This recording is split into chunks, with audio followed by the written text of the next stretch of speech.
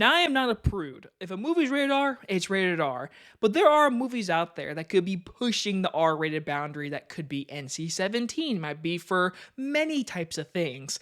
Watching this movie tonight, I could tell you that people are going to want this movie to be NC-17, and I kind of understand why.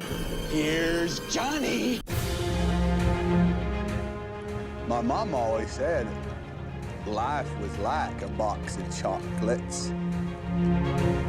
Expecto Patronum!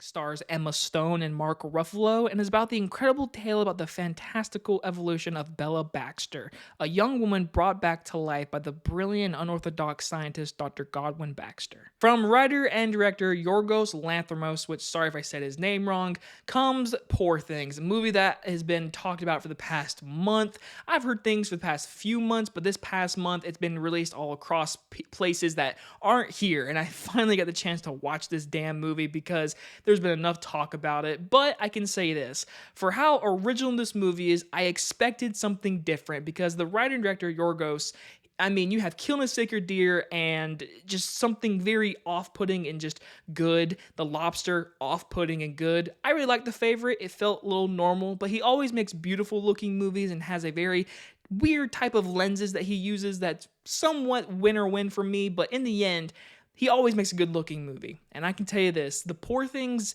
might be my second favorite movie from him. Now, beginning with the positive is the biggest thing you've heard of from this movie, and that is Emma Stone. Her performance is not just one of the best female performances of the year, it's one of the best performances of the entire year. Seriously, everything an actor does and is supposed to do, she does in this movie with her body, her mind, her eyes, her dialogue.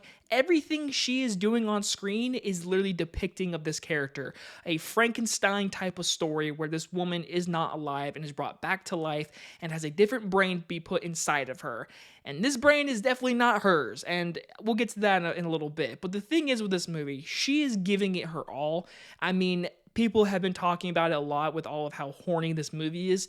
You gotta give it up for her for what she's doing in this movie, because there are many sex scenes in this movie, and Emma Stone holds nothing back, and I just applaud her. Seriously, she's doing a fantastic job. She's probably gonna win Best Actress, at least be nominated, but she's probably the front runner. She is amazing in this movie, seriously. Then you have Mark Ruffalo, who's a slimy character, but really funny, and he is so damn good in this movie. I loved watching his role in this movie, especially when she meets him, and the progress they go through of their relationship is hilarious, and also very knowledgeable for her own character. There are many supporting roles in this movie that I could be talking about. I mean, we have Willem Dafoe early on in this movie. He's very good in this movie. His makeup design is honestly worthy of a nomination. There are many creatures early on in this movie when you first see her come to life. What he's created is very off-putting CGI, which is probably not the greatest, but it works in this movie.